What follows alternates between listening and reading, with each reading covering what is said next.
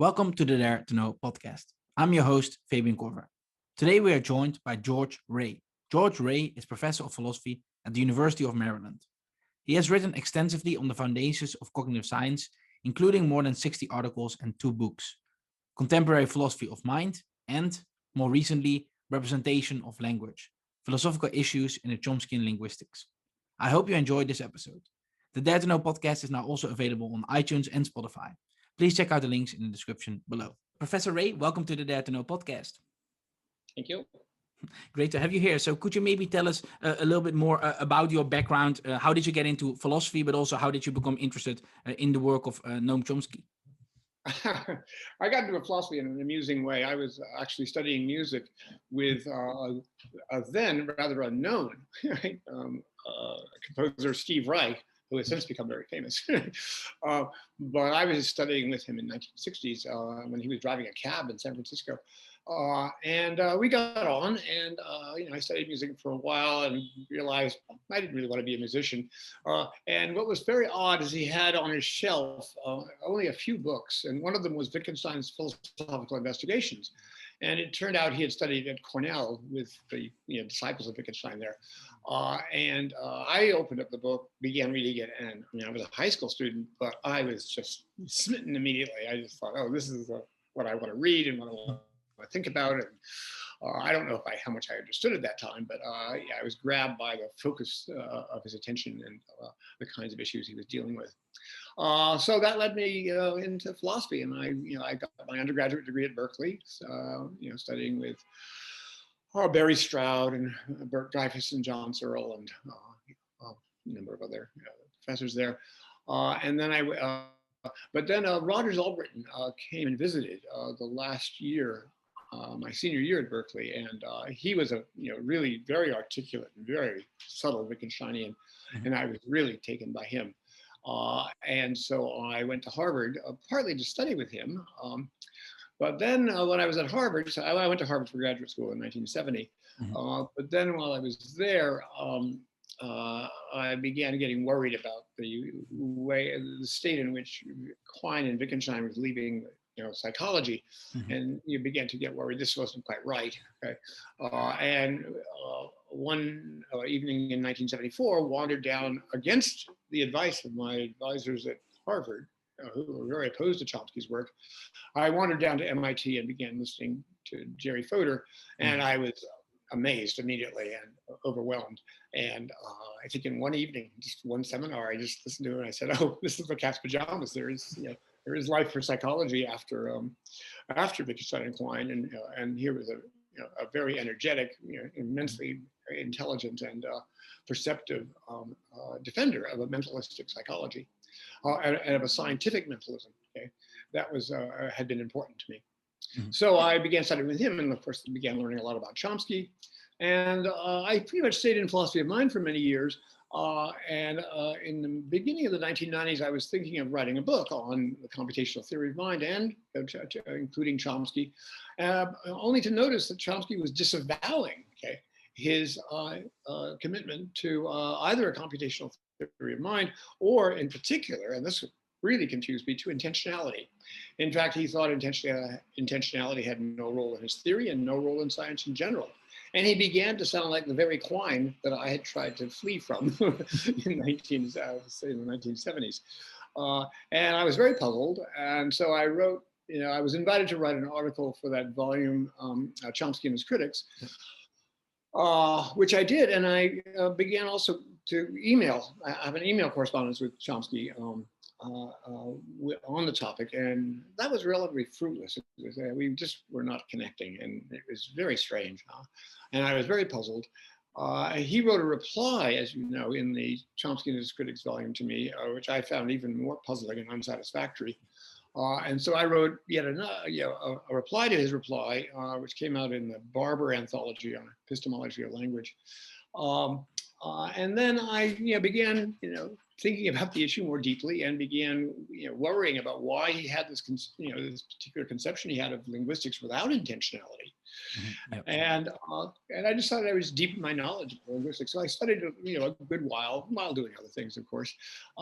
Then as a result of talking with Nick Allett in Oslo, while he was preparing the third edition of his book with Neil Smith, I realized I had now quite a bit to say about the whole theory, with which, in fact, I was deeply sympathetic. I still am profoundly sympathetic to Chomsky's general project, but I was, still, now at this point, exasperated with his denial of the role of intentionality in it. And so I resolved, to write this book, which, now appeared. Yeah. The last section of which, the first two sections of which defend his view with great, I think, energy and with some novel arguments, I think, and some, surprising ways of understanding it. And then in the last section, I defend the role of intentionality in his theory and say why it's indispensable to his goal of explanatory adequacy. That's the background. No, that's great. That's really fascinating. And I mean, you already mentioned it a few times, like the issue of intentionality. So maybe also introducing your book that came out, I think it was a few months ago. Titled Representation of Language, Philosophical Issues in Chomskyan Linguistics. So maybe just provide a little bit of a background, the main thesis of the book. So you already mentioned sort of the issue of intentionality. So what were sort of the main motivations for you for writing this book? Well, I mean, there's a general motivation, in the 20th century, there's been as you probably know from your own background in philosophy, an intense interest in the role of intentionality, both ordinary folk explanations and in any science.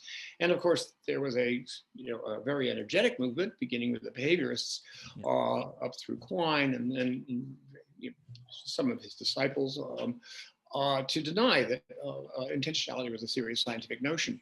And that appalled me. I mean, although I was very sympathetic to both Wittgenstein and Quine, I didn't want to see intentionality, taken away from science, because I thought that a mentalistic psychology had a lot to tell us, and it was worth pursuing intentionalism and all. Although I recognize that there are problems about intentionality, the familiar problems. The most basic one is that, as Brentano observed, it's a puzzle how any material object, any physical thing, can be related to something that doesn't exist, right? Like Zeus. And I can't kick Zeus, I can't kiss Zeus, right? I can't touch Zeus, but I can think about Zeus. And so the question is, how can I stand in this think about relation, or what Brentano called an unintentional relation, to something that doesn't exist? That's only one, particularly striking problem about intentionality. There are many other problems about it, and these problems led Brentano to say that intentionality couldn't be a physical property of any physical thing. And that it was irreducible. That's called Brentano's famous irreducibility thesis. Intentional to psychology, of the intentional to the non-intentional. So maybe you already introduced sort of the issue of intentionality. So maybe also understanding it sort of from a broad perspective, the relevance for linguistics, or specifically Chomskyan linguistics. Like how is that issue approached, right, in that specific sort of program? And that would be great to just as a general introduction. Yeah. Well, as I'm sure you know, Chomsky introduced his program in the 50s. And for example, in his review of Skinner's verbal behavior, and then, in aspects of theory of syntax and quite a few subsequent works. And he initially introduced it in a way that it was decidedly intentionalistic. Mentalistic. In fact, he assimilated it to the historical doctrine of innate ideas associated with the rationalists like Leibniz and Descartes. I, like Jerry Fodor and many other people, were quite taken by this. Again, it seemed to offer the prospect of a mentalistic. I, along with these other philosophers like Fodor and other philosophers, thought this was great, we continue to pursue a general computational theory of mind, computational representational theory of mind, as I say, well to the 90s, and I still do pursue it. And I was only dismayed in the 1990s to read Chomsky's disavowals of it, his dismissal of intentionality in his theory and science in general. And I thought, this can't be right. I mean, it's a computational representational theory. And if you think about that for only a few minutes, really, well, that's committed to representations, and representations are of things. Okay, and in this case, it seems to me representations are of things like words, nouns, verbs, phonemes, phonetic features, syntactic features, and so forth. A whole raft of things, which I in my book I put under a loose umbrella term, SLEs, standard linguistic entities, because I'm not committed to any particular one of them, and that's up to the linguists to decide which ones they really want to insist upon. And I thought, right, those are the things that the theory seems to be talking about, but I take the point that they don't exist, okay? Because as Chomsky and of course many phonologists from the 1940s and 50s were at pains to show, the ordinary speech stream, that we produce is not segmented into words or phonemes in the way that is absolutely crucial to our understanding of them. We understand the speech stream to be segmented, but in fact, if you look at the acoustic, shapes of it, the formants, you'll not see any segmentation or any sequencing.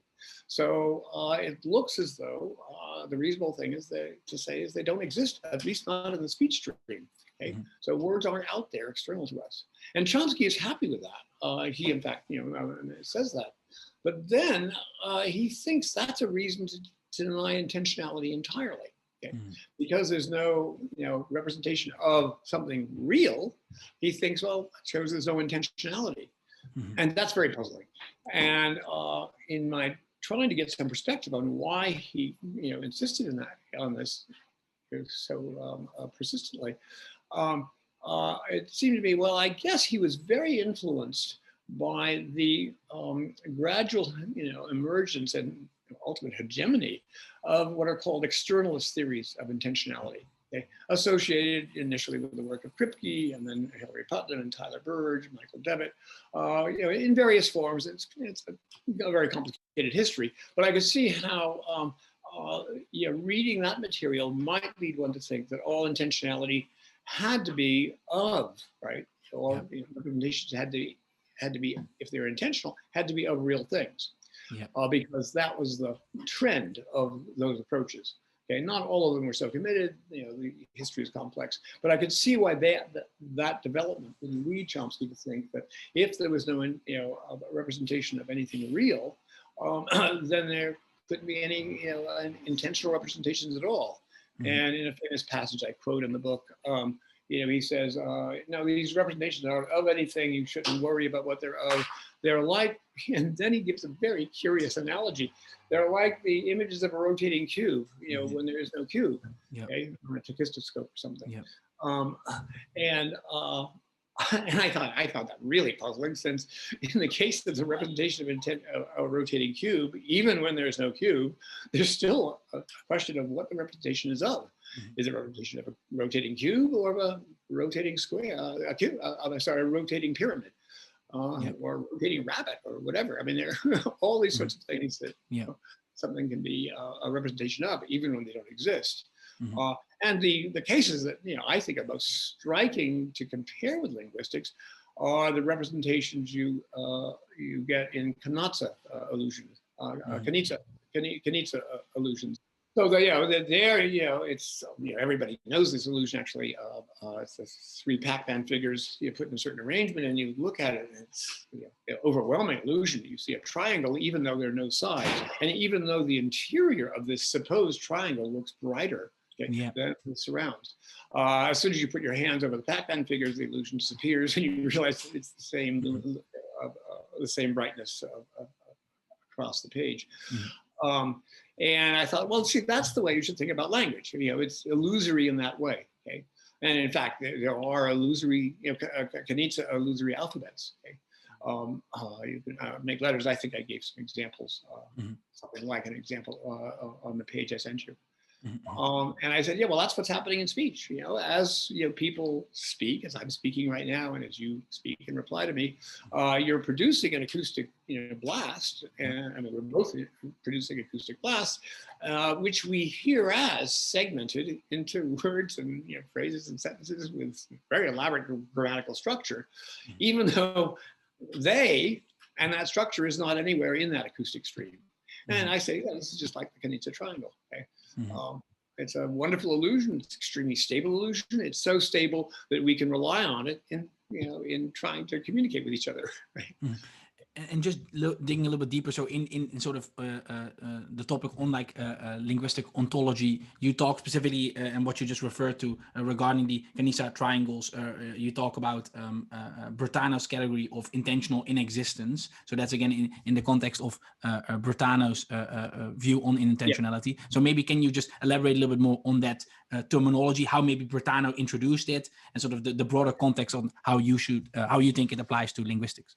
I should emphasize from the start that I am not a Brentanian, and I don't pretend to be being faithful to Brentano's view of the issue. What I admire in Brentano is his noticing the issue, and his noticing that we somehow need to talk about the things that we seem to perceive and think about, which we often realize they don't exist. Okay, like the triangle, the Canizza triangle. We can say, oh, did you see the triangle over there? Yeah, you see it's on the page, and you could even make an animated cartoon and watch it move and so forth, as people have done. And all the time we can talk about it, this thing, thing we're taking ourselves to perceive, even though it doesn't exist. And so what kind of entity is that? Well, Brentano introduced this somewhat clumsy, but I think it's as best as we can do, expression. It's an intentional inexistent. It's something that you're thinking about that's not a real thing, right? Right? It's an inexistent.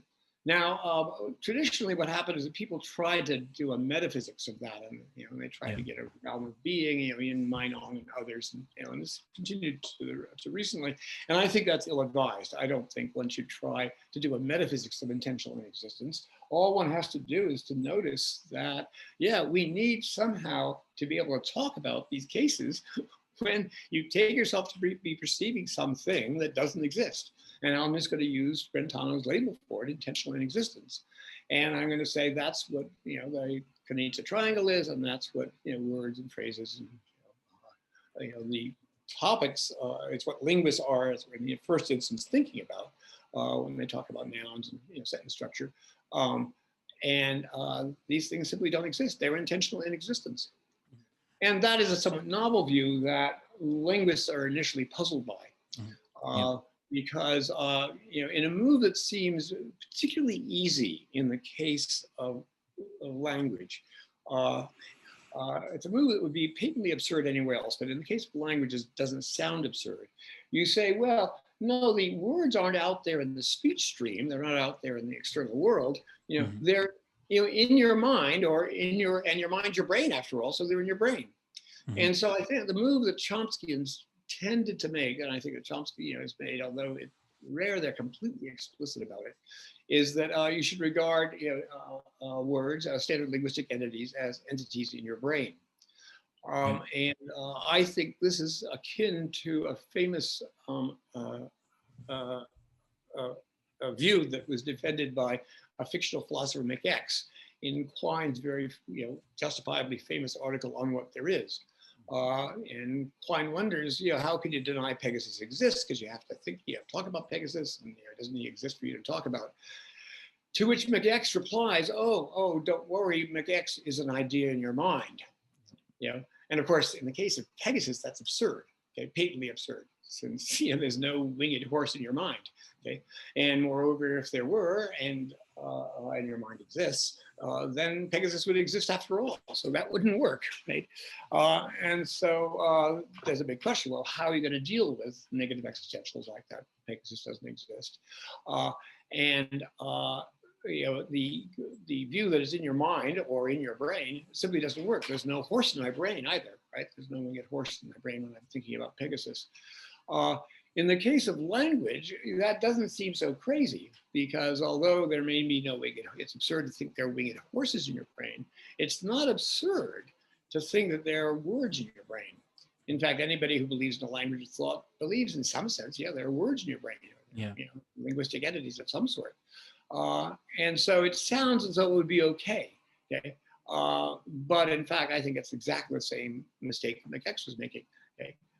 Words are no more, the words that you take yourselves to perceive are no more in your brain than is Pegasus or Zeus or Athena or Santa Claus. Okay. They're intentional in existence and they should be recognized as that. But I think by way of being fair to people who balk at this, there's a bit of a puzzle about how to think about that. How to think about intentional existence. It's a puzzle that goes back to Plato, and I don't mean to deny that you've got to do some work to figure out how we're going to talk about that. And I do a little bit of that work, I think enough for my purposes, at the end of chapter 9, where I say, look, intentional existence is simply the thing that you're thinking about when you say there is an X. I'm thinking about X, but X doesn't exist. Okay. Yeah. Well, that's an intentional existence, right? Mm-hmm. And I think one strategy for thinking about such things, which a number of people have taken up, Gareth Evans, among others, is to think, well, in such cases, what we're doing is we're pretending they exist. Okay. That's it. And in my book, I talk at some length about representational pretense, which I think is what linguists have to engage in when they talk about nouns and verbs, and, WH movement and so forth, is that they are really, strictly speaking, about representations of these things in a computational system encoded in your brain. But that's very clumsy. It would be very clumsy to express all of linguistics by constantly inserting the word representation of before your brain. It would be, linguistics is already hard enough. This would be mind-bogglingly, difficult to process. So they drop the word representation and they simply talk about the things as if they were real. And that's fine. We do that all the time. I mean, if I'm going to talk about Greek mythology, I may well, talk about Zeus and Athena and not say, well, they don't exist, but they exist are representations of them in the Greeks.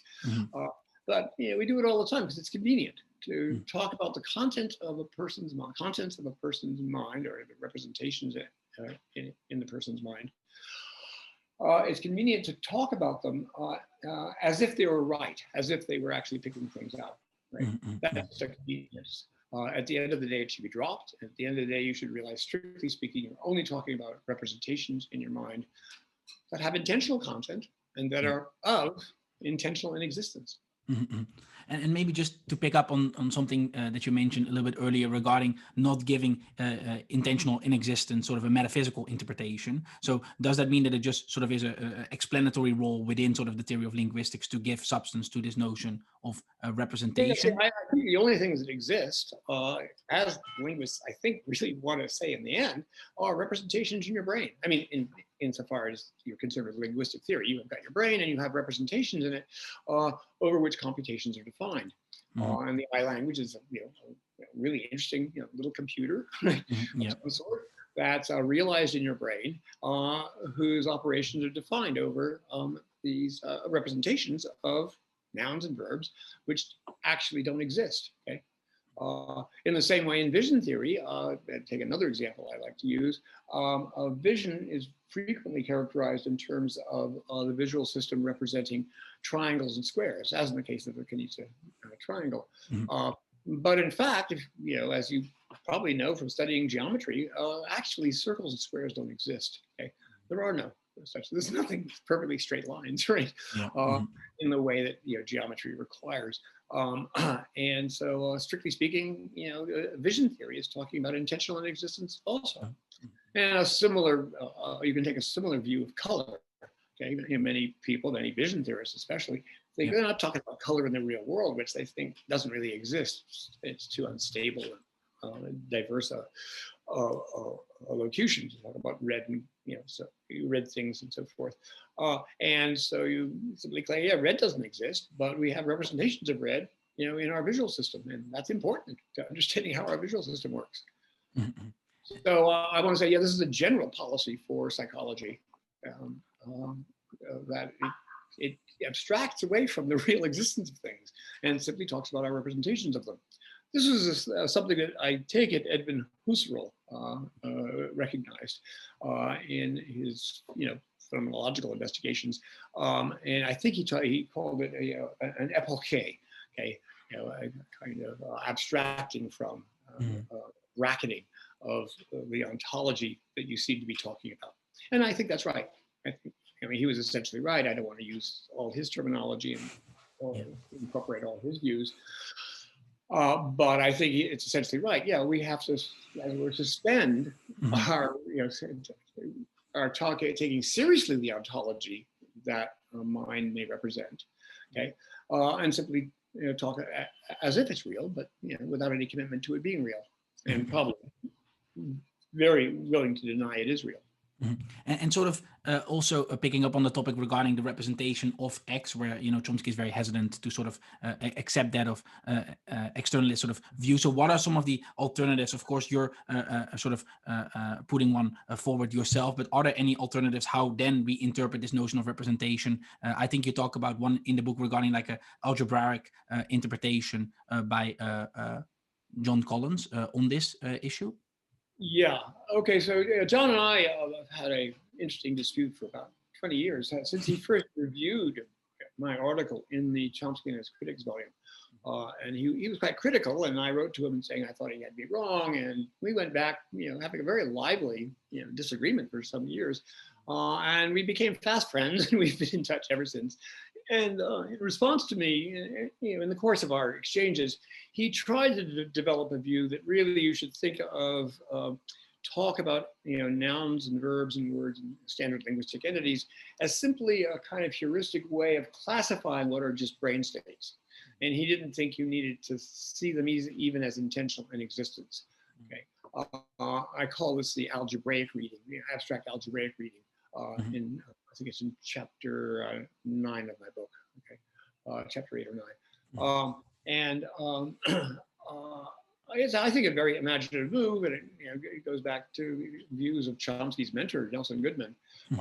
But I think it's ultimately unsatisfactory, as I think I persuaded John that it is, because at the end of the day, that won't be able to accommodate the fact that it's really crucial that children and we hear, right, what's out there as speech. We hear tokens. It seems to us as if we hear tokens of words.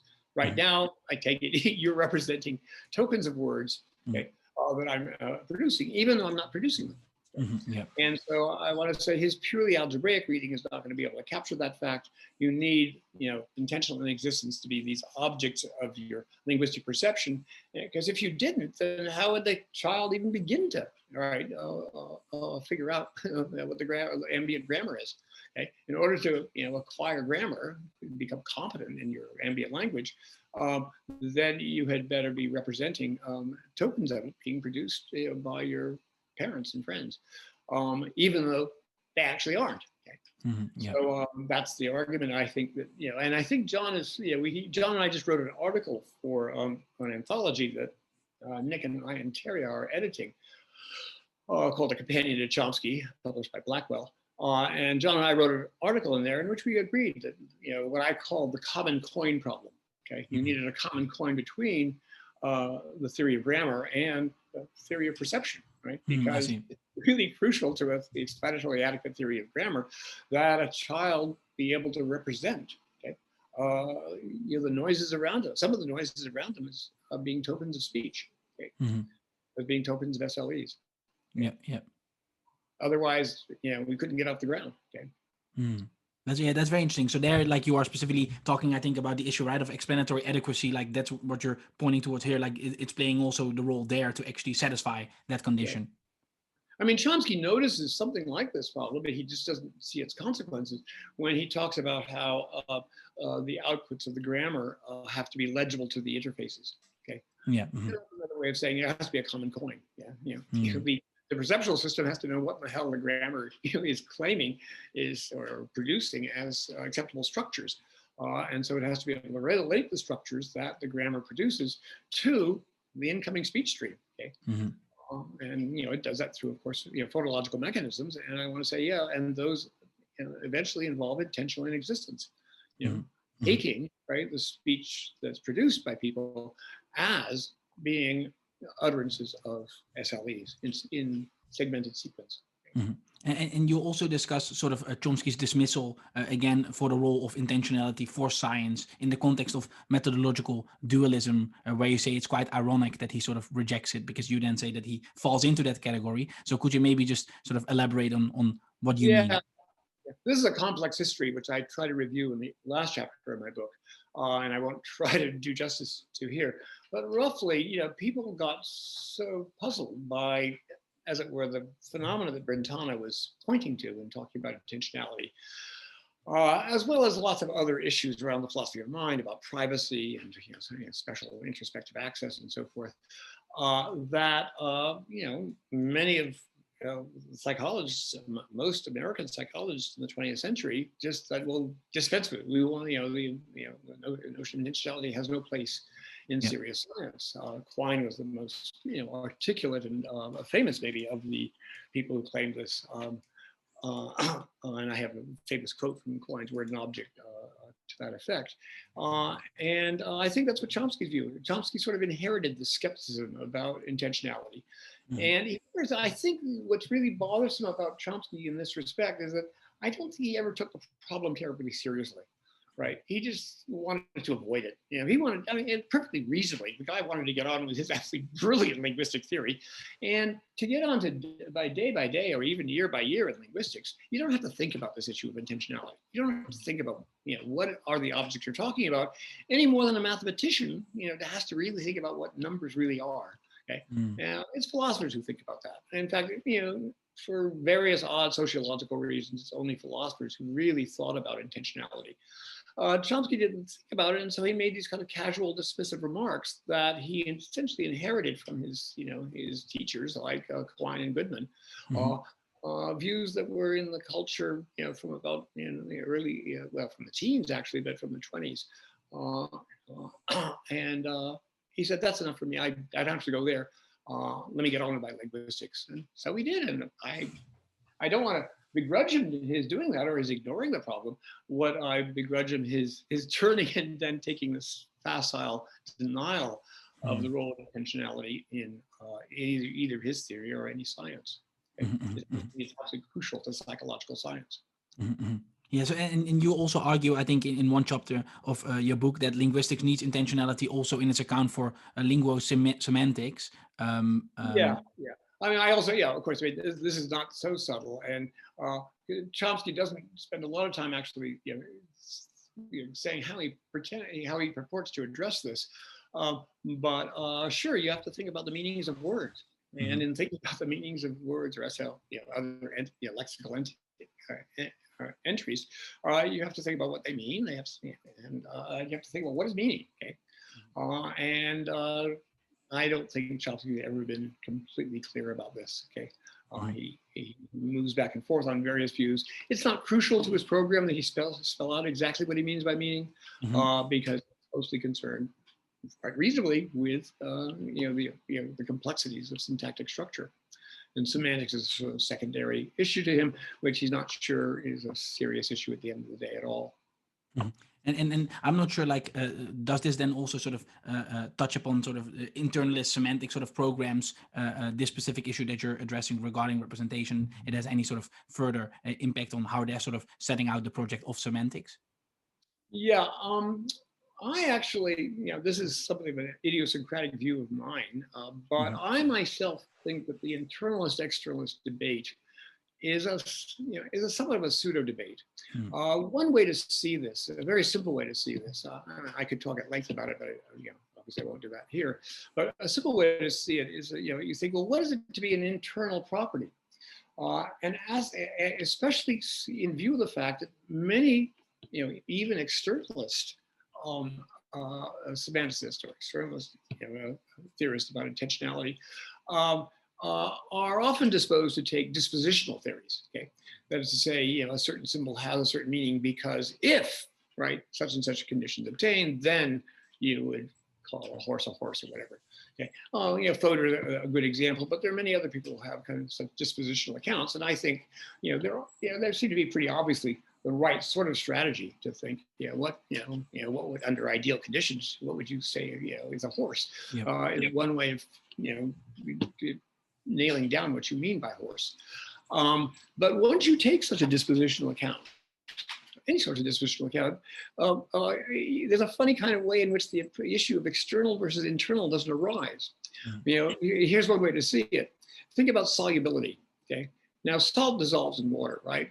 And salt is soluble insofar as if it were placed in water, it would dissolve. And of course, salt could be soluble and never be placed in water, right? Okay, right. Now ask yourself, but we know what the solubility consists of. It has to do with, ions and sodium and so forth, and what in chlorine in the molecule. The issue then is solubility then an internal or external property of salt? And what do you think? I'm going to say internal. Yeah, but notice it's defined in terms of what it would do if it were placed in external water, right? Right? It would externally dissolve. Okay. So the property is understood externally, that's our first access to it is, well, what would happen if you put the salt in water? So that's an external relation. But of course, we're thinking about an internal state of the salt. Okay. And so is it internal or external? Well, I don't know. It depends how you think about it. I mean, if you think about it, how you characterize the state, yes, you generally characterize it externally. But of course, you think of it metaphysically as being internal. Yeah. Same thing for our meaning states. Okay. So, take, my meaning horse by horse. Okay. Well, is that an internal state of or an external one? Well, if I were, it means horse according to somebody like Fodor. If I were presented with a horse under ideal conditions, I'm simplifying his account here for expository purposes. If I were presented with a horse, I'd call it a horse, okay? And if I, called a cow a horse, that would depend upon my calling horses. Well, that's a, as it were, externally characterizable fact about me. What would happen if I were presented with a horse? I may never have been. In fact, for a Foderian, you can actually have the concept unicorn simply because were you presented with a unicorn, you'd call it a unicorn. Even though there are no unicorns, and who knows, it'd probably be very hard to present you with one. But that's all right. That's what the word unicorn means. So it's identified in that way externalistically. But of course, we're talking about a symbol in your brain, okay? And we're characterizing that symbol in your brain. And that symbol can mean unicorn, even if there are no unicorns, right? In fact, even if we took your brain and put it in a vat, right? And it's continued to function normally, then we could still say, yeah, that symbol in your brain means unicorn, even though you're no longer in a context. You never were in a context where there were unicorns. So even though you identify the property conceptually from an in a kind of externalist way, what would you say were you presented with a unicorn? We realize at the end of the day, we're metaphysically talking about an internal state of your brain. We're simply identifying it that way in the same way we identify a certain molecular structure as solubility in salt. Okay, and again, is it external or internal? It becomes a sort of unhappy question. I mean, what does it matter? I mean, I've told you what the facts are, and you can see how you could have sort of two different perspectives on it, but it's an unhappy question. Now, this becomes a little subtler in ways that I don't want to go into right now. If you think, as sometimes, Michael Devitt and Tyler Burge and other people think, no, it has to be an actual presence of the thing. You actually have to have, unicorns or horses around you in order to represent them. The causal theory of names seems to invite that idea. So, what does the name Aristotle refer to? Well, there's an actual historical chain using the word that goes back to the man in ancient Greece, his dubbing in ancient Greece. And that's what makes the name Aristotle mean Aristotle. We could talk more about that. I think you have some mistakes being made in the presentation of the view in that way, but it would take a lot of work, to sort them out quickly here. I think in the end, they really have to rely on a dispositional analysis, which makes the question moot in the way that I already have indicated. Sort of moving on a little bit. So besides sort of Chomsky's psychological conception of linguistics, you also discuss two alternatives. So the Platonist and the Nominalist ones. So maybe could you just briefly introduce these alternatives and sort of summarize some of the arguments in favor or against them?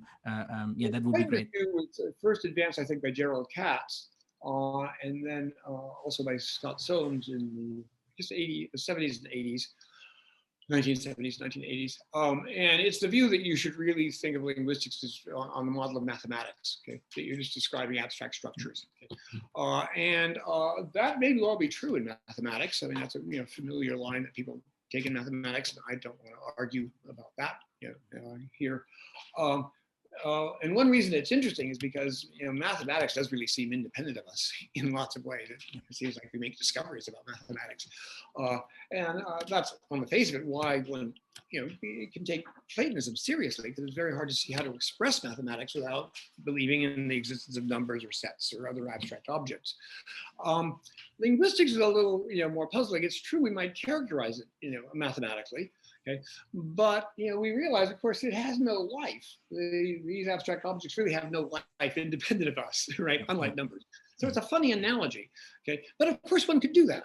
I mean, one can do mathematics about anything. I mean, you could just describe abstract structures that you're going to employ. You can do physics entirely mathematically, just forgetting about whether it has anything to do with actual objects in space and time. That's fine. And if people find that a fruitful way to think, more power to them. But at the end of the day, notice, unlike the case of mathematics, in the case of linguistics, we've got to come down to explanatory adequacy. We've got to figure out, how does a kid acquire this thing, okay, this ability, this competence to handle, if you like, all these abstract structures? Well, they better represent them. And linguistics is really going to be about the computations on representations that allow the child to acquire competence with whatever abstract structures Katz and Soames want to posit. Yep. So I think the trouble with the Platonism is that it might be right. I mean, I don't want to seriously quarrel with its ontology any more than I want to quarrel with Platonists in mathematics. But at the end of the day, one has to think about it psychologically, because we're concerned with explanatory adequacy and the fact that, of course, is language is entirely relative to us. I mean, there's no issues of language beyond us and beyond the way we hear noise. So ultimately, these psychological issues are absolutely crucial. Okay. And then moving to the nominalist alternative. Yeah, okay. The nominalist is like somebody like Michael Devitt, and the word nominalist was used a little loosely here. That's Devitt can allow properties in a way that strict nominalists might not. But what makes him, roughly speaking, nominalist is he thinks that, well, no, language consists in tokens in space and time. Okay? Mm-hmm. And he thinks that's what the linguistics is about. It's about this, he thinks relatively autonomous tokens in space-time. I mean, he realizes they have to be produced by people, but we can give a theory about the structures and the conventions regarding these tokens in space-time, quite independent of the details of any human psychology. I argue at length against that in chapter 6 of my book, taking up the many arguments that Devitt produced over the last 30 years. I think ultimately they don't work, mostly because, for the reasons I gave at the beginning of today, SLEs don't exist.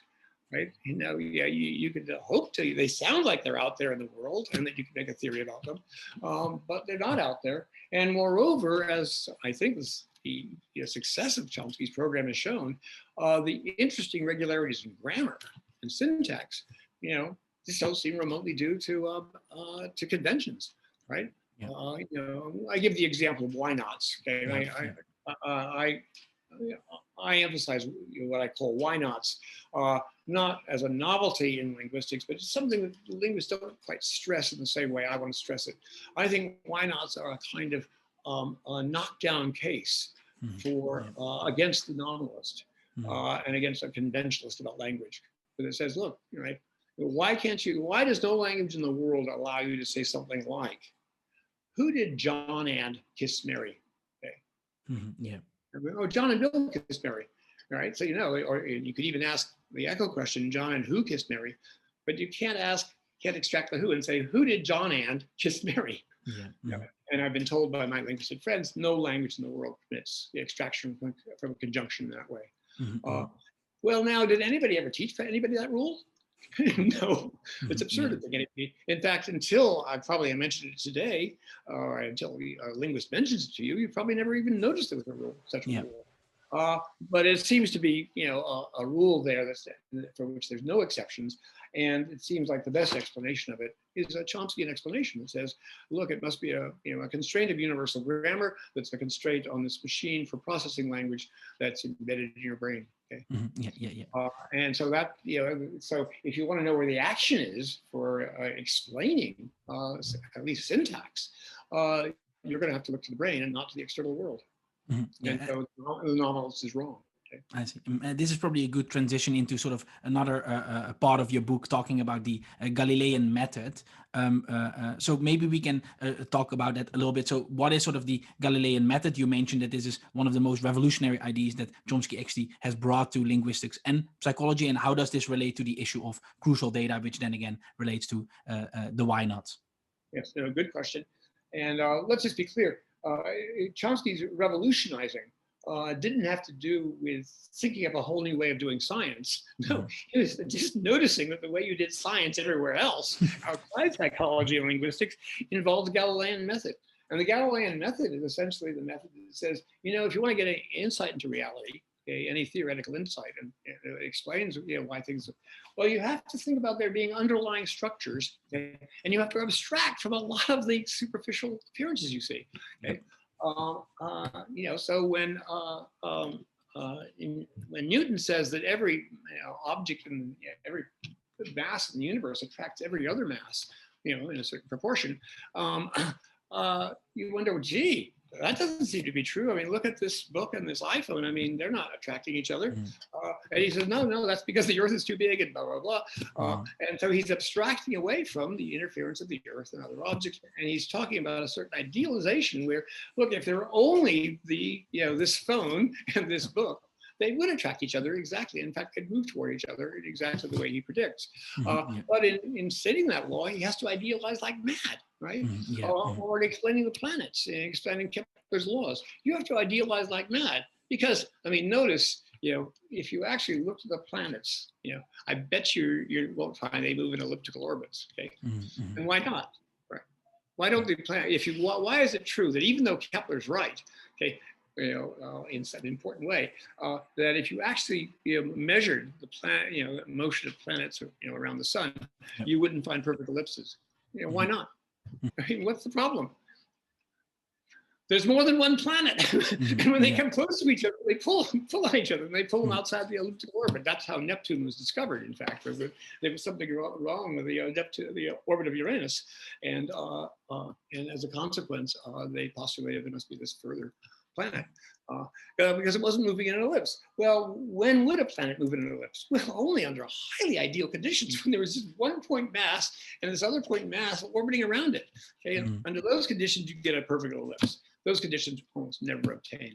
Okay? But notice that's where the insight comes, right? And of course, Newton abstracts even further and gives you his laws of motion, and there are laws that abstract amazingly from ordinary perception of things.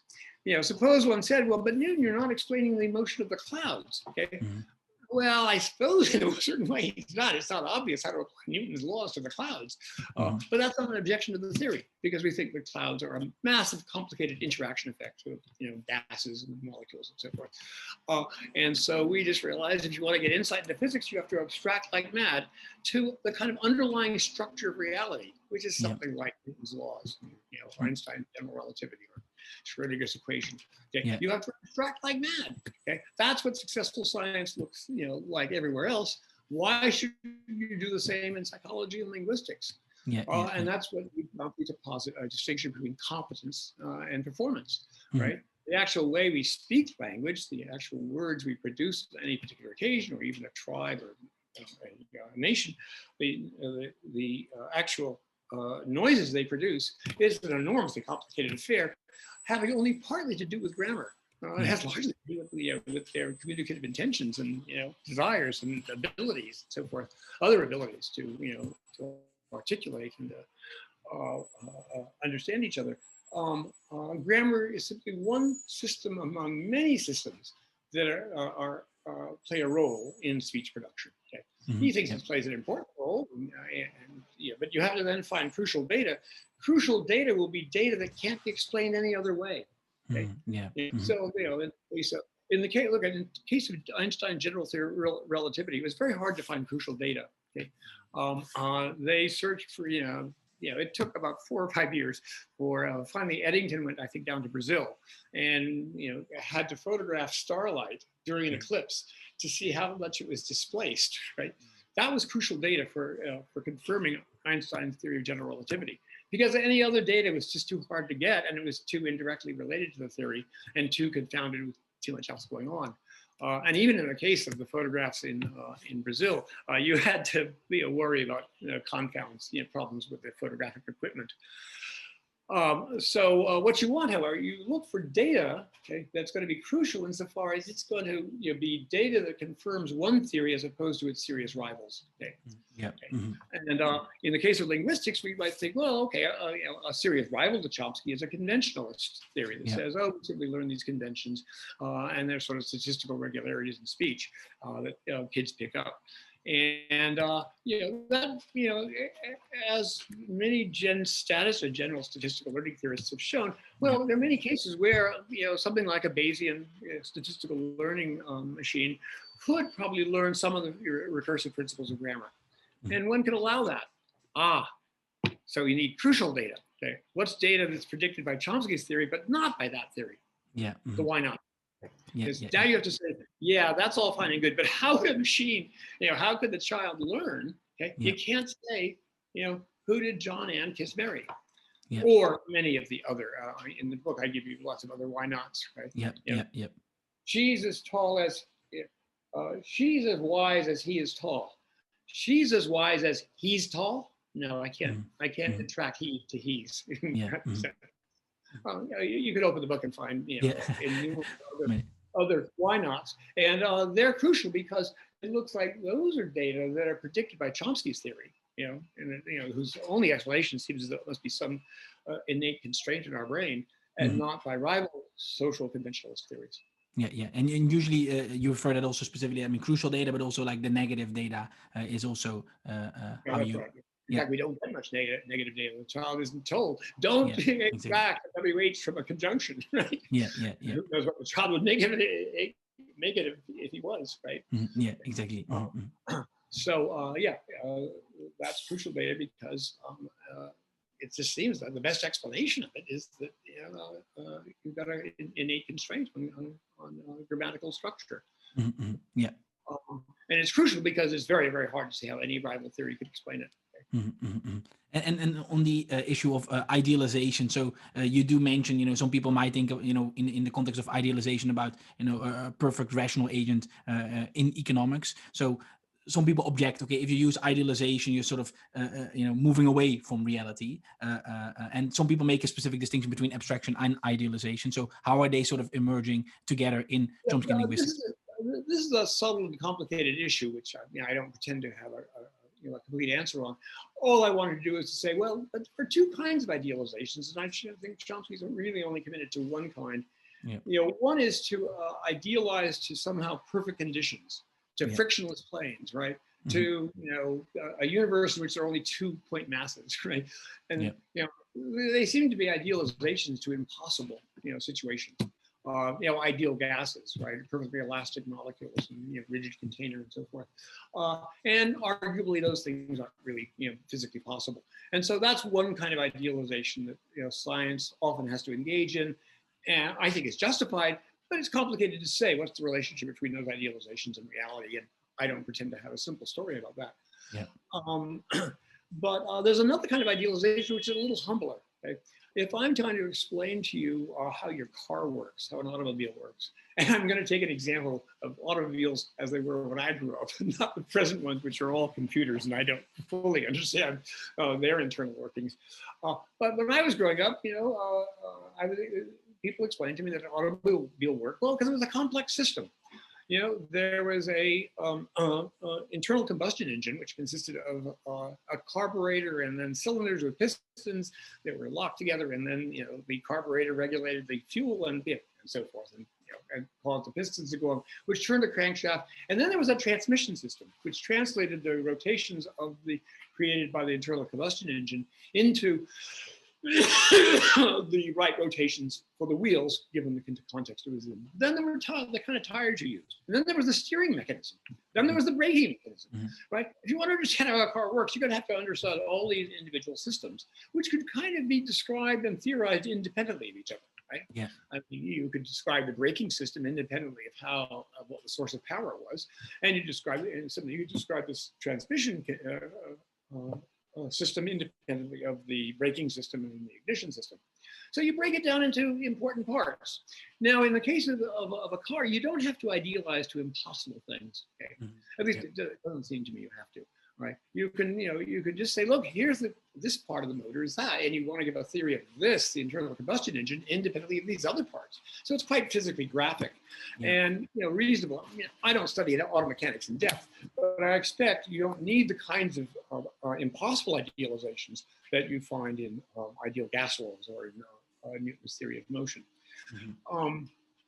Or in, to take another example, or in game theory, where you idealize two opponents who are maximally rational. They are closed under deduction, right? Which is impossible. I mean, this is preposterous. But fine, it might be a good theory of the first sort of idealization. The second sort of idealization is more humble. It just says, no, I'm just abstracting from the interactions of various systems. And so I think that's the way to understand what Chomsky's saying is that, everybody exactly has an I-grammar. We're not talking about how an ideal speaker might speak under ideal conditions, an ideal community. No, we're not talking about that. We're talking about an actual component of your brain, okay? The I language, which produces or tolerates certain kinds of structures and not others, okay? And that could be understood, like the case of the automobile. Okay, without any idealization to impossible objects. I should remark that this actually changed in Chomsky between chapter 1 of Aspects of the Theory of Syntax and subsequent work. Okay? In chapter 1, he does still, I think he's still, attached, unselfconsciously to the behaviorist tradition, and he thought he did have to speak about the grammar in terms of an ideal speaker and hearer. Okay, but I think that's, by 1986, he'd given that up. And when he now speaks about this I language as a computational component, okay, of your brain, okay, and it makes it more like the automobile idealization. No, that's very helpful. And also in your book, you talk about, you go on to defend the I language conception against various forms of what you call superficialism. So what do you mean by superficialism, sort of grouping people together in that view, and why do you reject that view, or why does I language come on top? Yeah, superficialism is a word I use for a kind of umbrella word for a large range of views, the most prominent of which was Skinnerian behaviorism. But that's not the only form it can take. There can be weaker forms of superficialism. And the crucial idea is that really, psychology is just about the surface behavior. Okay, right? Psychology is about stimuli and responses, as in Skinnerian behaviorism, or it's about things that you can observe, emotions of your body, and, action, maybe even actions you do, without regard to their etiology. I think Gilbert Ryle I take to be a superficialist, even though he's not a Skinnerian behaviorist, but he's a superficialist insofar as he thinks it's somehow folly to inquire. In fact, he thinks it's anybody on reflection would regard it as folly to think about the inner causes of our behavior, okay? The deep hidden causes of our behavior. And I think, well, that's silly. That's as silly as thinking you shouldn't think about the internal causes of a car's motion. Right? You have to idealize like mad to think about the various components that might be hidden from you. I mean, imagine somebody who had to theorize about automobiles, but who couldn't actually get inside one. Right? It was very hard to open them up. Well, that's what we are. We're devices that are extremely hard to open up and extremely hard to understand even if you did open them up. But we can theorize from the outside, as it were, about internal structures and internal mechanisms. And Chomsky's postulation of an I language is such a postulation, but it goes against the strictures of superficialism insofar as it appeals to hidden structures buried in your brain that are responsible for the crucial data. among other and competence in language. No, that's very helpful. And then sort of moving to another topic that was very interesting in your book regarding sort of the autonomy of syntax. So you conclude that there's no reason to regard the autonomy of syntax as essential or an essential condition on linguistic theory, but you do think again that it should be sort of an aspiration to hold.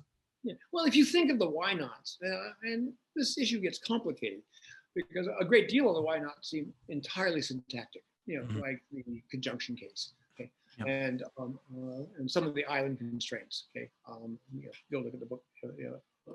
Well, the conjunction constraint is an island constraint, but there are many other such constraints, and they look like they're entirely syntactic. They just have to do with acceptable strings of words, no matter what they mean. Okay, as long as you have this element, works in a certain way in your language, conjunction, then. In certain syntactic structures, then you can't extract a W from it. Now, other cases get more mixed. So, for example, binding phenomena. Okay, if Paul hoped Jim would help himself can't refer to Paul. It has to refer to Jim. Okay, that's the principle A of the binding theory. And people have wondered, is that syntactic or semantic? Well. I think it's arguably syntactic. At least the important constraint in it is a syntactic one, although it can be influenced by semantic considerations and you certainly can override it. I'm not so certain in that case, but in many cases you can override binding phenomena by pragmatic interest in conversation. Okay? So that may be a mixed bag, whether it's purely syntax, and then, of course, there are outrightly semantic examples, like talking about a married bachelor, or whether a cat is an animal. Many people thought that that's analytic. That's to the language faculty, and that's of course very controversial. So it's not as though autonomy of syntax is a clear doctrine that you should come down solidly and say it's just obviously right and is essential to Chomsky's theory. But it is an aspiration because what you'd like to do is abstract as much as you can to a system that can be described nomologically independently of the other systems. And insofar as Chomsky achieves that and finds principles of simply grammatical structure, right, that can be specified independently of how they're used, interpreted, or acquire meaning, then more power to them. That's a nice abstraction. The same way Newton, is doing a good abstraction, or somebody who theorizes about an internal combustion engine is doing a good abstraction. But abstractions sometimes work, they don't work. The mind's a messy place, so it's not an absolute requirement that it do this, but it's certainly an ideal along the lines of the Galilean project of trying to find simple idealizations of structures that underlie the complexity we observe on the surface. Yeah.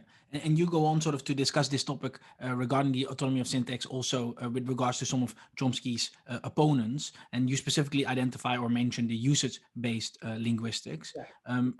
So why would they reject sort of what we just discussed regarding using the autonomy of syntax as it's a broad category of usage-based linguists.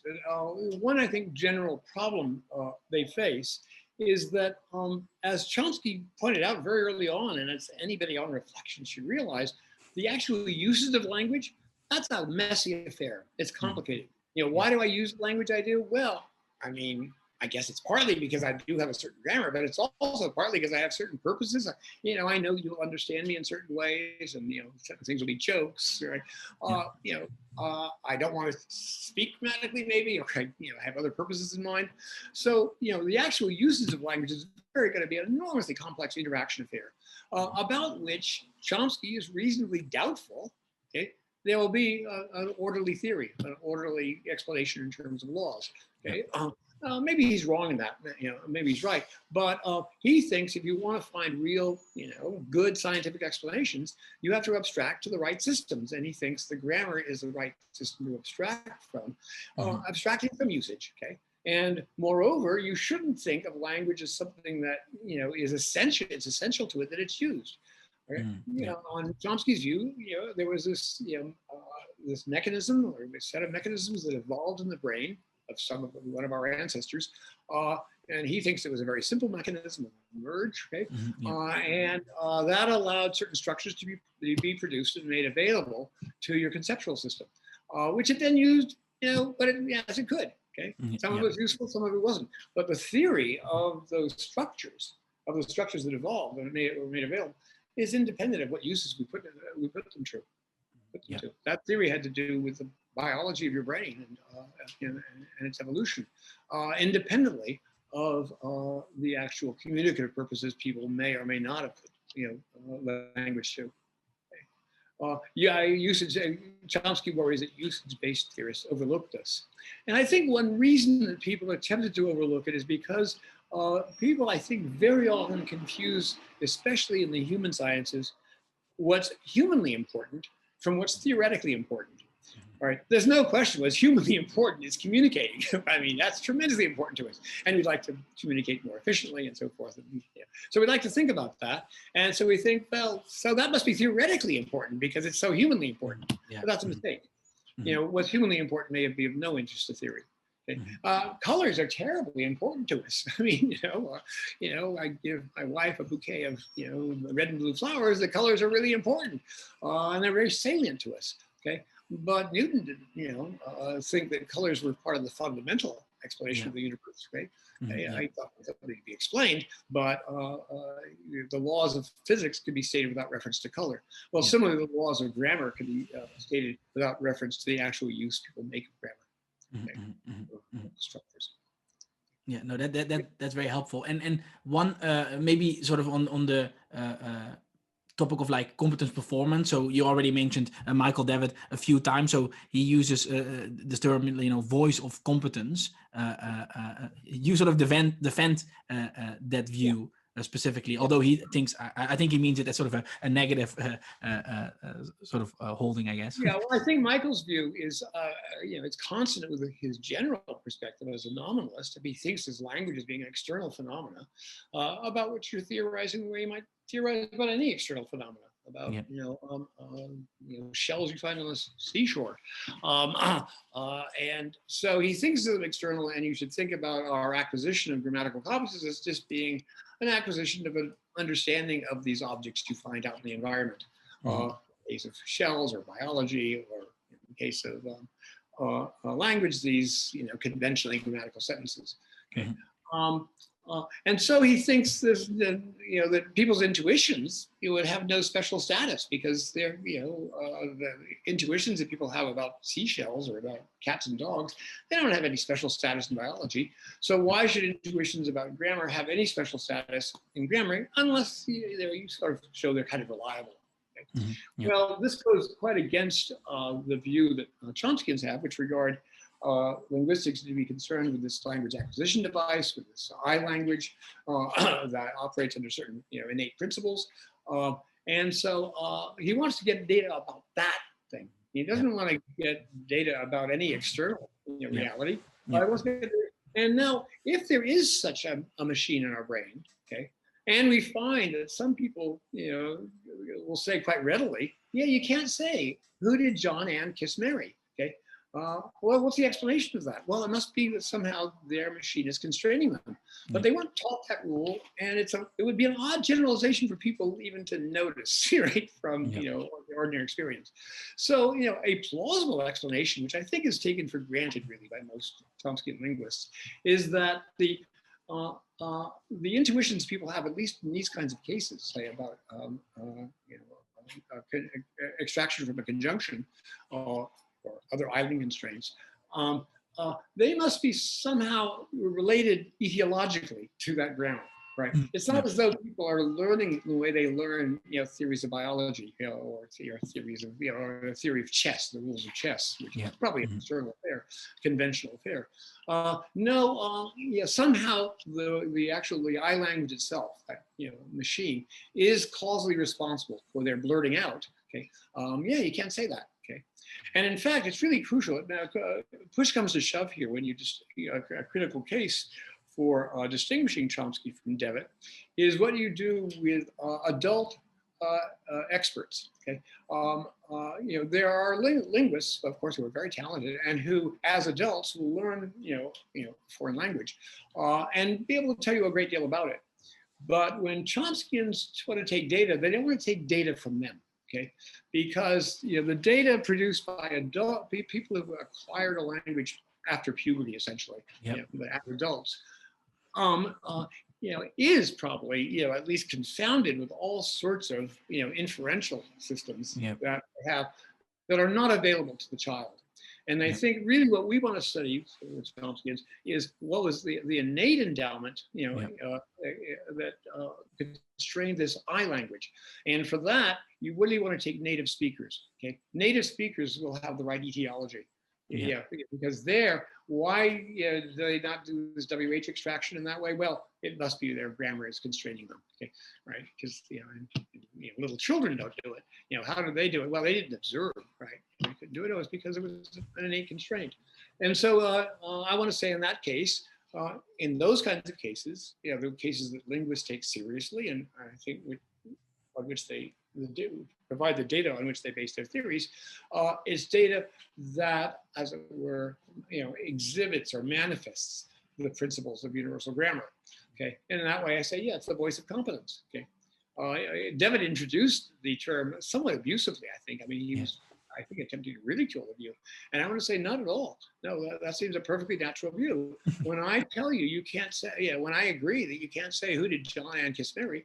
I presume I'm just reflecting my linguistic competence. Okay, and there's probably some more or less direct causal route from my grammatical competence to my saying that doesn't really go through my generalizations about how people in general speak in my community. Mm-hmm. No, I think it's interesting. You sort of embrace that sort of notion of intuitions in the context of competence. And while there's also been some literature that tries to get away from intuitions, who sort of do think it seems problematic, and then start sort of putting it in the context of judgment. Or, for example, I had one guest on, Peter Ludlow, and he sort of puts linguistic judgments ultimately sort of in the context of small little experiments by linguists that are very much in line with experiments more broadly in science. So that's sort of trying to take it away from intuition. But as far as I understand your view, you think it's not problematic. You can actually embrace this idea of intuition and still. But of course, as Ludlow is right, that the linguist is in the position of scientist, looking for crucial data, and maybe thinking of it experimentally. But what's interesting about many of the why nots is you don't have to do very serious experiments. Yeah, that's true. I mean, you could, and people have done experiments to see whether the judgments of I think it was college kids untrained in linguistics, all right, whether their judgments converge with the judgments of linguists about what was ungrammatical, and I think 96% of the time they did. Okay, and so it just turns out, it would be sort of a waste of money to spend time finding out whether, right, who do you think, who did John Ann kiss Mary, is unacceptable to most English speakers. I mean, it's obviously it is, and you don't have to do a controlled experiment to find that out. Okay? And I think that's the way linguists feel about most of the data they get, because they think it's the voice of competence. Look, a good analogy here is the optical illusions. I mean, if you Google optical illusions and go to the images, you'll just be flooded with a remarkable array of visual stimuli that predictably create illusions in people. And it's a quite solid bit of science, the investigation of visual illusions and how stable they are. And now, when somebody says, well, in the Muller wire illusion, this line is longer than that line, okay, that's a very stable illusion. Everybody seems to have it.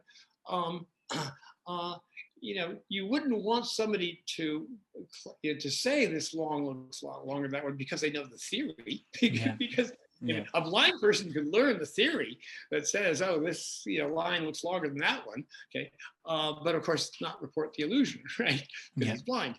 Okay? But in the case, so what you want are cases where people report the illusion not based on theory, but just as a manifestation of their, as it were, visual competence. It's a visual system. It is the visual system says that line is longer than that one, and then you write it and so forth. But the datum is that it looks longer. Well, that's the data of linguistics are quite like that. So it sounds ungrammatical. John, who did John Ann kiss Mary? Sounds ungrammatical. So what's the best explanation of that? Well, I guess it's built into the system. in the same way that the liar looks like it's built into the system. And, or take any of the other illusions that, vision theorists study. I think the analogy is quite close. As I recall, Devitt rejects the analogy, but then he sort of accepts it in his later writings. Anyway, that's the analogy I commend to you. All right, we use a voice of competence a lot in psychology when we're interested in trying to figure out the structure of specific subsystems in our mind. The visual system, the auditory system, the language system. The voice of competence is, a very reasonable way to go. Okay.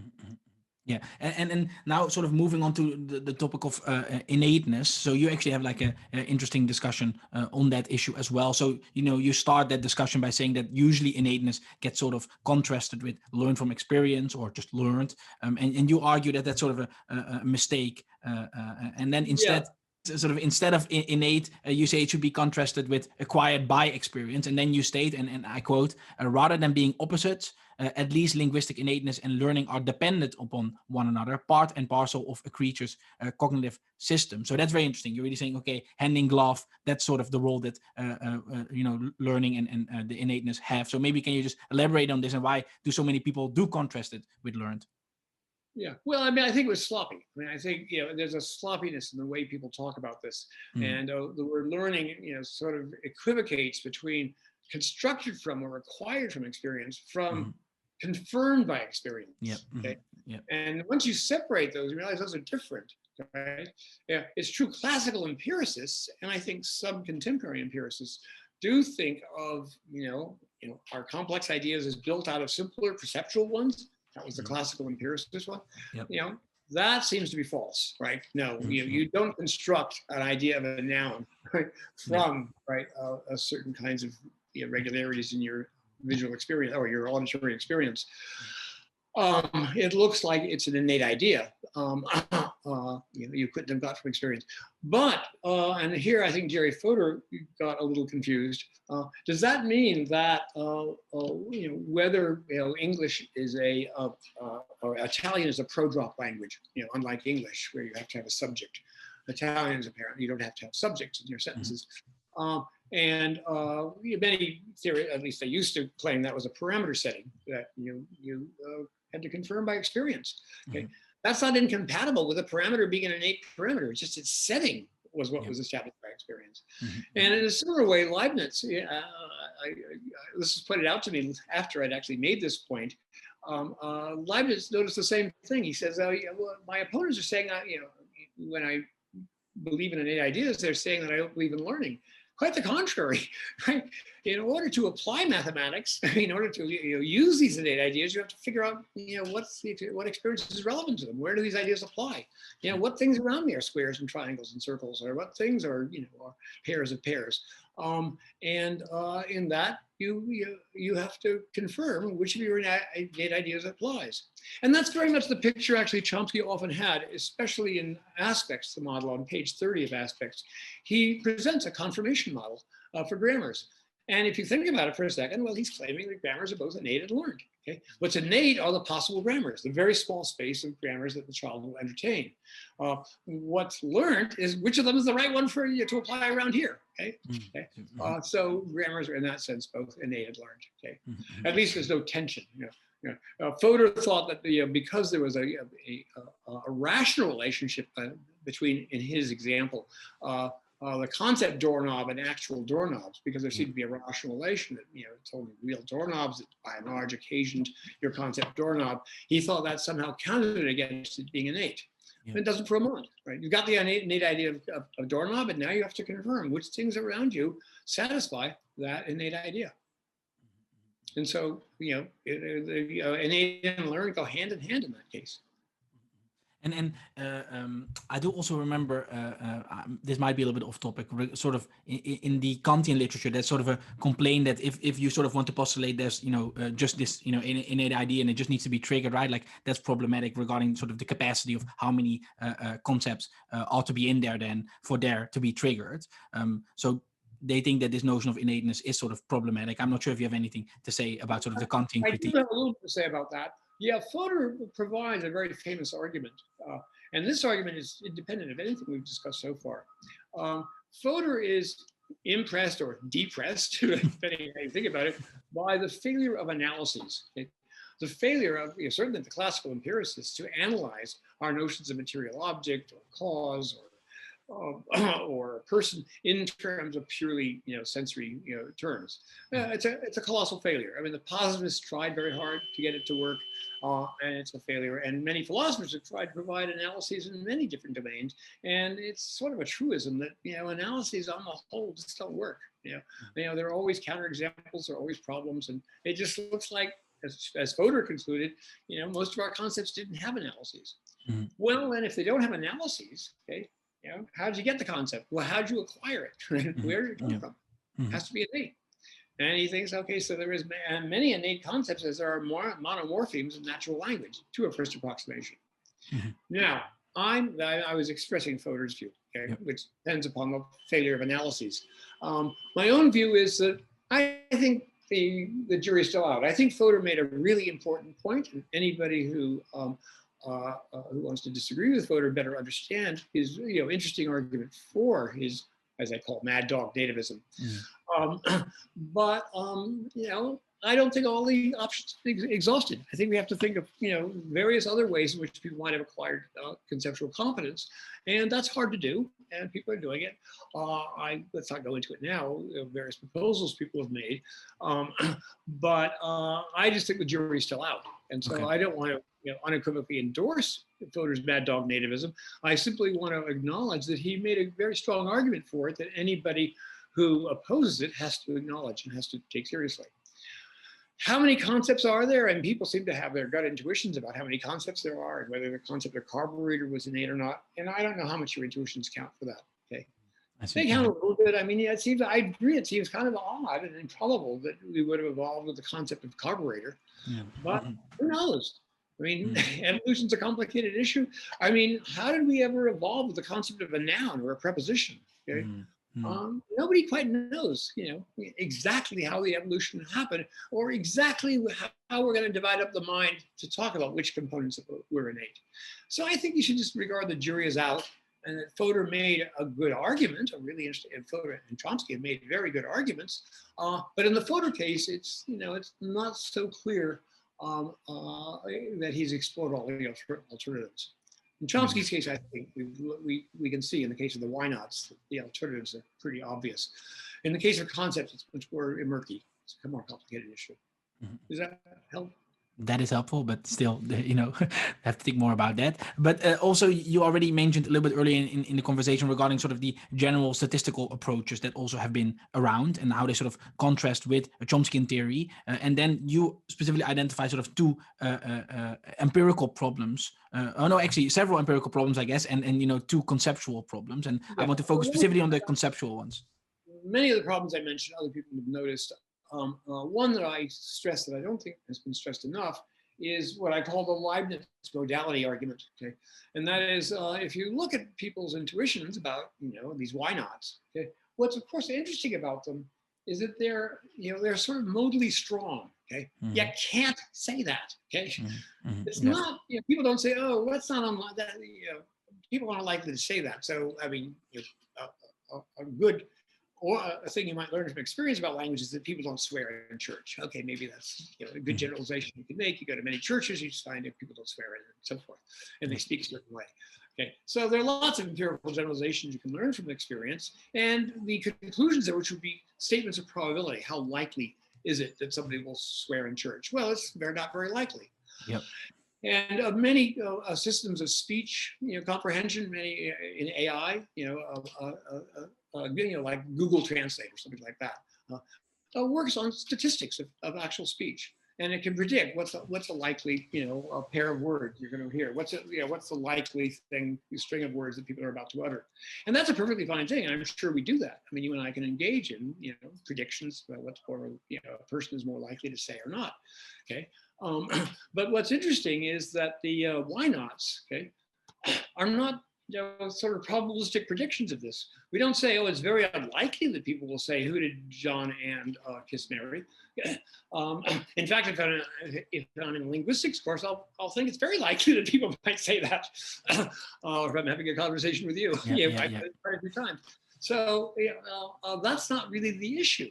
The issue is not whether it's going to be said or not said, but the issue is whether you can say it, acceptably in English. And the data is that no, almost everybody has this modal intuition that you can't. And that modal intuition isn't an intuition about what people are likely or not likely to say. No, it might turn out, of course, people are unlikely to say the things you can't say normally in English, but there could be exceptions. There could be places where we violate rules all the time. Remember, we're not slaves to our I language. We're not slaves to our language faculty. It's just, language faculty is one basis on which we can, decide what to say, okay? What structures to produce, okay, or try to produce. It's not the only one. We have other purposes. And predictions about what we'll actually say will have to do with all those other purposes that people have. And grammar will only be a component. But the issues of grammar are not issues predicting about what you will say, but it's what you can or can't say. And that's the Leibniz point. As Leibniz pointed out, experience can teach you, what does follow what does accompany what, right? But only reason can teach you that 2 + 2 must be 4. Right?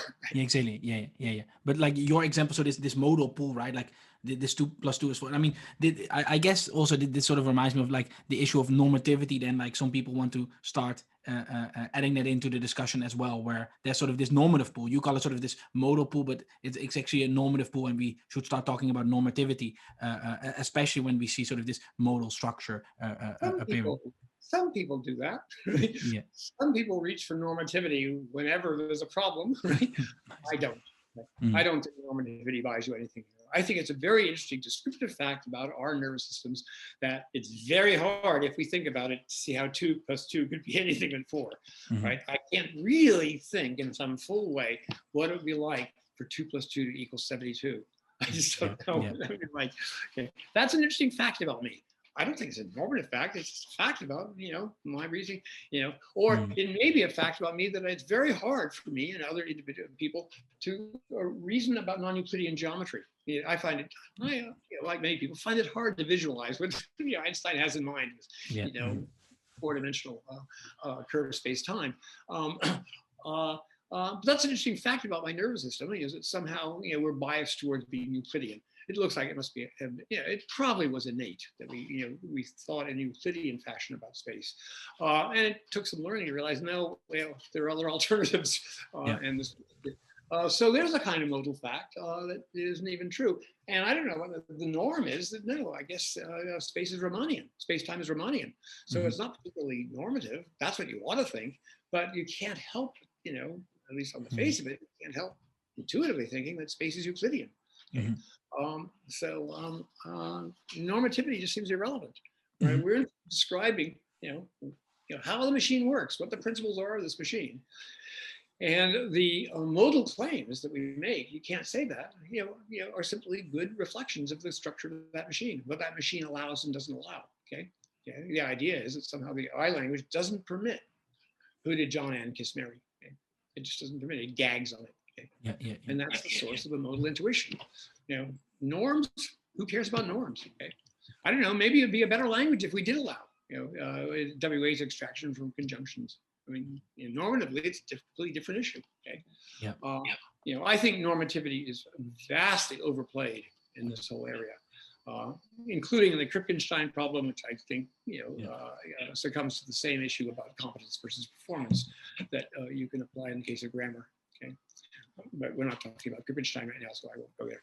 Yeah, and maybe the last issue for native, or the issue regarding nativism that you also discuss is what you sort of term quasi-brute causal process and nativism. That you sort of say, okay, this is how I would sort of characterize Chomsky's nativism or form of nativism. So could you maybe just elaborate on that specific form of nativism that you think he put forward?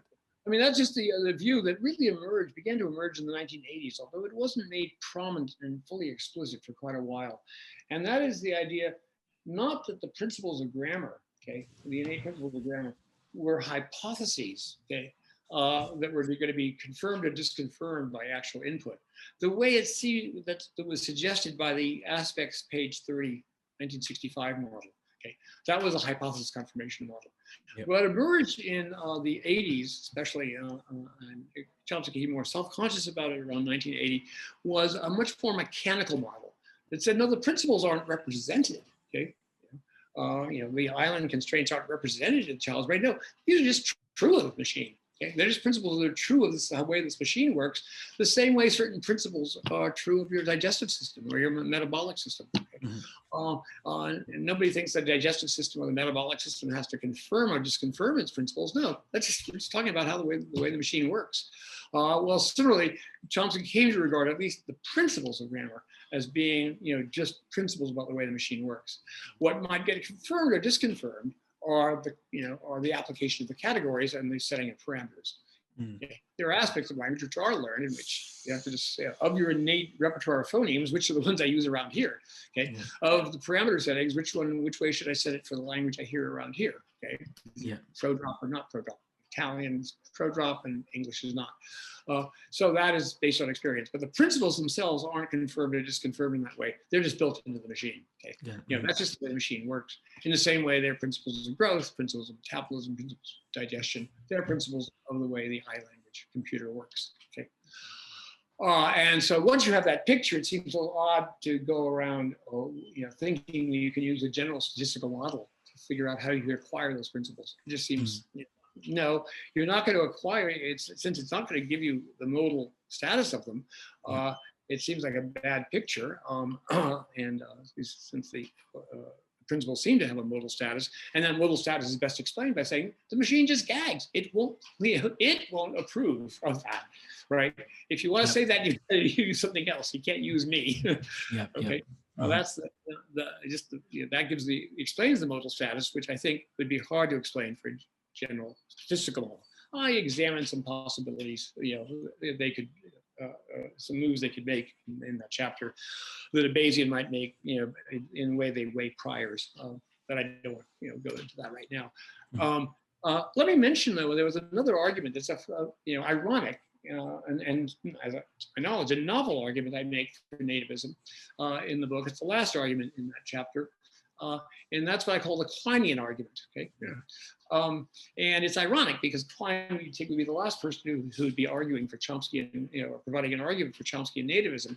But if you think about it for a few minutes, he did. Okay, if those of you who are familiar with Klein, if you're familiar with Klein, you'll recall that his argument against the analytic synthetic distinction, for example, and other principles about meaning, was largely based upon, I think, the astute observation that you couldn't draw these distinctions merely on the basis of behavior. Merely that people are disinclined to say that cats are animals. I'm sorry, disinclined to deny that cats are animals. He says, is that a fact about biology, their belief about biology, or is it a fact about language? And he sees no way of drawing that distinction on the basis of their dispositions to avert behavior, of speech behavior. And I want to say, yeah, you're right about that, Klein. That's probably right. If you restricted yourself only to behavior and you thought the whole, of a cognition of science really consisted of simply dispositions to assent or dissent to strings of phonemes, yeah, I think you're right. You couldn't draw an analytic synthetic distinction. In fact, I go on to point out, you couldn't really even distinguish language from other noises. All the distinctions of language, syntax, semantics, pragmatic, it would be very unclear how to draw those distinctions on the basis of behavior alone. What you do is you look at the behavior and you hypothesize that there are subsystems responsible for which you then try to find crucial data along the lines we've discussed.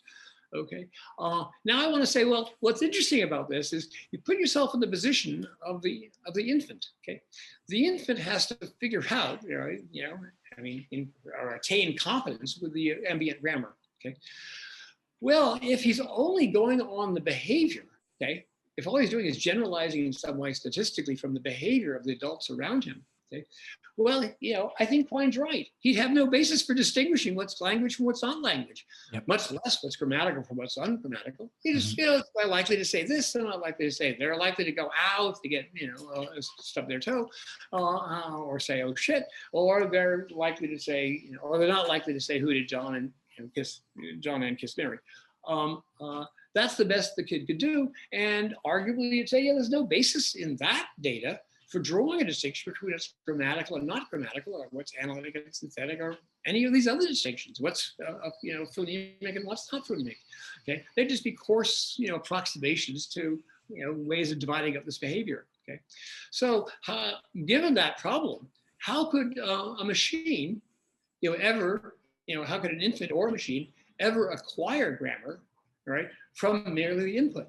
They'd be in Klein's position, trying to, establish the rules of grammar on the basis merely of behavior. Okay, and the claim, if Klein is right, they couldn't do it. Okay, well, fine. So it must be innate, right? Yeah. Because they do it. So, and they couldn't do it from experience, so therefore it must be innate. Anyway, that's ironically an argument, I've sketched it briefly, I go through more detail in the book, an argument that I think can be drawn from Klein himself for, very strong nativist claims about grammar. Okay. No, that's very fascinating. That's a certainly innovative argument. But like, just to clarify for myself, so are you also saying like that then the analytic synthetic distinction sort of is saved as well on that picture? Like how does that get saved? It's safer. That's to say, I think, Quine does. For various reasons I go through in chapter 10. I don't think Quine gave anything like the knockdown argument against the analytic synthetic distinction that he and others thought he did. I do think he raised an explanatory challenge, and I think that explanatory challenge was, he was perceptive about this. It was actually a rather deep one, okay? Is how you distinguish claims of analyticity from claims of just, ordinary belief, right, about the world. Just or tenaciously held beliefs, deeply seated beliefs. I think that's a nice challenge, and I'm not sure it's been entirely met. Anyways, to figure out a way exactly to say which bits of information get, as it were, baked into the language faculty. Does cats or animals get baked in somehow to the language faculty? So, somebody like Gerald Katz finds, cats or animals to be analytic. Okay. And I want to say, well, that's a possibility. That's still a possibility. This requires a much more subtle theory of the language faculty get than anybody has. I don't think you can tell from the surface alone whether cats or animals are analytic. You can give some evidence. People seem to be puzzled, by it, or bachelors are unmarried, the usual examples. So I think there's some prima facie evidence for thinking there's a distinction, that somehow, your I language does draw distinctions here. But it turns out in this case, the data is a little unstable. It's very hard to disconfound from, as Klein pointed out, from simply tenacious beliefs. Okay, and so you've got to roll up your sleeves and do harder work. I don't think as in the case of concept nativism, I don't think, the last word has been in remotely. Psychology is much harder than people thought. And the psychology and structure of the I language, it's really hard. Just the grammar alone is terrifically hard, much less trying to figure out what exactly counts as the semantic constraints that the I language may impose. Okay. It obviously imposes some in terms of scope readings of codifiers and connectives, and prepositional phrases in natural language. But whether it comes as detailed as actual selectional constraints on properties like animacy, I think that's an outstanding question, to which I don't think one should have a quick answer. Okay, certainly since we're no longer behaviorists, I don't think we have to think that Klein put an end to the discussion. But now, since we're thoroughgoing mental realists, thinking about internal structures or internal computational systems responsible for language, it's an outstanding question. Does that machine, an internal machine, contain substantive constraints on meaning in the way that believers in the end thought it did? Good question. No, definitely. It's not. No one has enough evidence yet to decide one way or the other. No, that's very interesting. And now maybe to the topic of epistemology, you make an interesting distinction. It's also actually related to a question I asked Chomsky myself, where usually epistemology look at justified true belief, and he thinks that's sort of a project that isn't worth pursuing. And you actually make sort of the distinction between explanatory epistemology, and then you say, okay, that's sort of the project that Chomsky is engaged with, and then sort of the working epistemology that a lot of philosophers are doing. So what's the distinction, but also is one sort of imposing itself on the other? Well, what was funny was that this actually really popped into my mind one year when I was teaching epistemology. And you start off teaching an epistemology course in the usual way with Cartesian skepticism and thoughts about evil demons and brains and vats, and how would a skeptic reply, and how would you define knowledge to protect it from these kinds of examples, and blah blah blah. And that's a usual. And it's, I think, unlike Chomsky, I think it's a perfectly reasonable discussion to embark on. I don't know how deep it's going to be, and whether it's quite worth all the work that people into it. But finding out what we count as justified belief and how we justify our beliefs in practice, as I say, working epistemology is a really interesting question. Okay, and more power to people who get insightful answers to it. But then when I was teaching this course, at a certain point I wondered, but where does Chomskyan grammar come into this? Because he claims children know grammar. And I realized that, of course, nothing I was saying in reply to the Cartesian skeptic seemed remotely applicable to what Chomsky was claiming about the source of our knowledge of grammar, or that Liz Spelke was claiming our source of knowledge about material objects and how they interact. Yep. And I realized, this is just a different project. Okay, Chomsky and Liz Spelke and Susan Carey and Frank Cloud, lots of other people in cognitive psychology, they're interested in explaining why it is we're so, we seem as good as we are in various domains, in dealing with material objects, and dealing with people, and dealing with grammar and so forth. And that's an explanatory task, to explain how it is that, the child, on the basis of such meager data, could come to have such, remarkable competencies as they display in the case of grammar and reasoning about space and time and material objects. And so that's an explanatory project. And the Cartesian, it's obliquely related to the Cartesian project. It's sort of a different topic. Okay? They might overlap in some way. I mean, ultimately, you'd hope that somehow a working epistemology or the explanatory epistemology might be aligned with the working epistemology, but don't hold your breath. Right? They're such different projects. I myself, if we really were to push me, I would be disinclined to use the word know in the way that Chomsky does, or that even Spelke does, for knowing a language or knowing principles of material objects. In fact, I once had a conversation with Liz Spelke in which I asked her, so do you think that children believe that objects can't penetrate each other? Okay, I mean, they seem innately, because she says they innately know that one object can't penetrate another. And she said, oh no, they don't believe it. No, they just know it. Yeah. Do you think they're justified? I have no idea. No, they just know it. She uses the word know just to mean something like what I think Chomsky means by cognize. They simply represent it this way, and it plays a role in some of their judgments. Okay, whether they know it or not, whether it's justified true belief, it's just not of any interest to Spelke, and I expect to most child psychologists or to most linguists. And Chomsky just uses the word know because it's commonly used for this, and he thinks that's justification enough because we speak about knowing a language. If he wants the ordinary word, I don't care. I just don't think his theory or Spelke's theory turn on really using the word know seriously in the way that concerns working epistemologists. So, if I was up to me, I wouldn't use the word know, but it's so widely used that if you do use it, I want to distinguish the working use of it from the explanatory use of it. Yeah.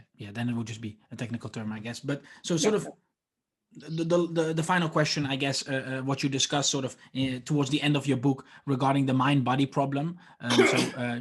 We've discussed it many times on this series already. So usually, mentioning that Chomsky doesn't believe there is a mind-body problem because he doesn't think there's a coherent notion of body, but you think Chomsky is wrong, and you actually introduced the thesis of simple bodily naturalism.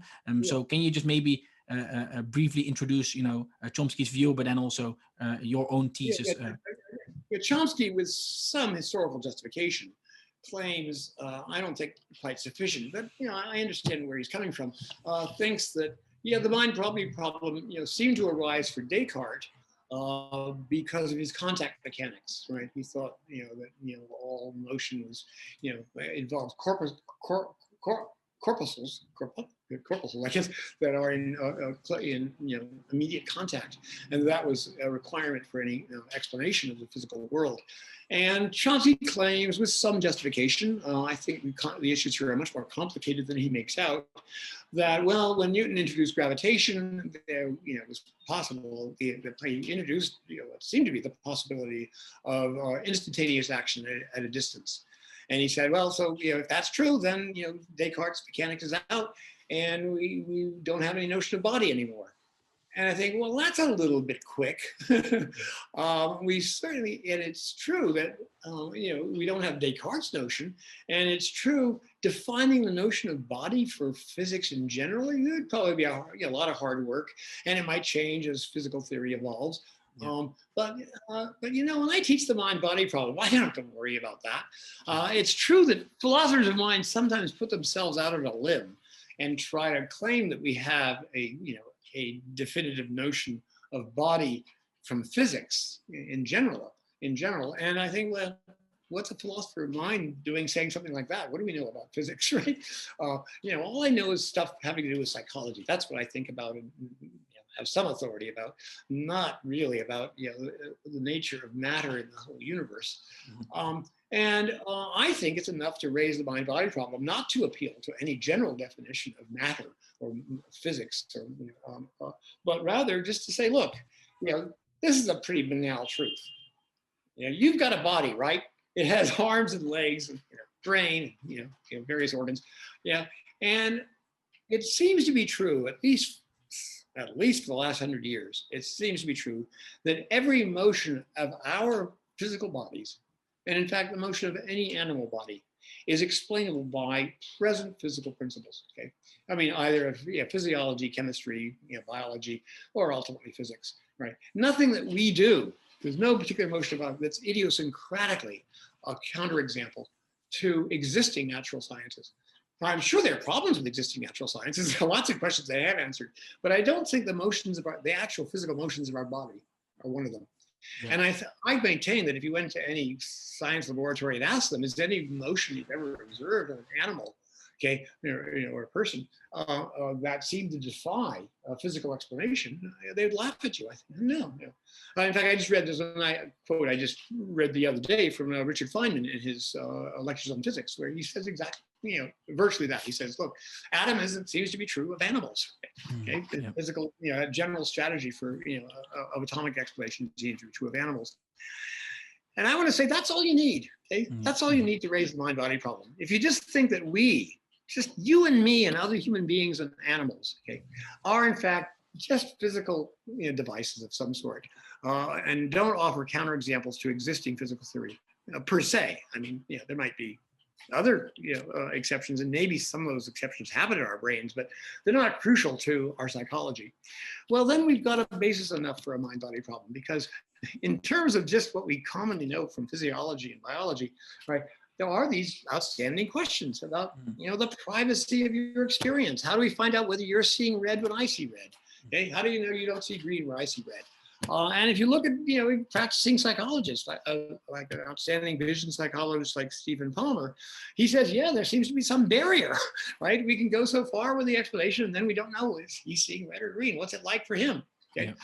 So there's the what it's like phenomena, and related to that, the metaphysical issue of qualia. Is there an actual property of feeling red or looking red that eludes capture in the physical, in terms of a theory of our bodies? Well, that's a good question. That's a puzzle, and you can go through the other puzzles about free will, quality, intentionality, and you'll notice what I think Joe Levine quite rightly pointed out, that there seems to be this peculiar explanatory gap. Okay, we can go so far in seeing how the atomic strategy, would work for, say, forget about the rest of the universe, just for our bodies. How we could go up from the molecules to the neurons to bodily organs and how they interact. We can go so far, and then we reach what Palmer noticed is a funny barrier, this barrier of subjectivity. Okay. I think that's right. That's a problem. I don't know whether it's an insoluble problem. I don't know if it's I don't think it's a knockdown argument against physicalism, but it's a puzzle. There's something odd about the way we think about ourselves that seems to be preventing us from finding a clear way of explaining our experiences, our free choices, and our meaningful thoughts, how our thoughts are about, so many things. How can we think about Vienna? Well, that's a good, nice puzzle, and it's very hard to see how a story merely of the physiology of our bodies would answer that. And those strike me as perfectly intelligible mind-body problems that can be they can be understood without having any, general definition of body or physics or anything like that. You just have to have a normal notion of a normal human body, and how its motions seem to be explained, okay, and explainable. That's enough. So that's what I call simple bodily naturalism, right? That's enough to raise the mind-body problem. And I think I mentioned 5 problems that you can state perfectly plainly, just in terms of this banal fact that we have physical things, okay, every motion of which, how do the psychological theories fit in them, okay? How do theories about experience fit into that? Oh, certainly. So that's my reply. I think that Chomsky is simply wrong in thinking that you can only raise the mind-body problem, in the context of Cartesian contact mechanics. No, that makes sense. That's really helpful. So, Professor Rey, this has been a fascinating conversation. Thank you so much for your time.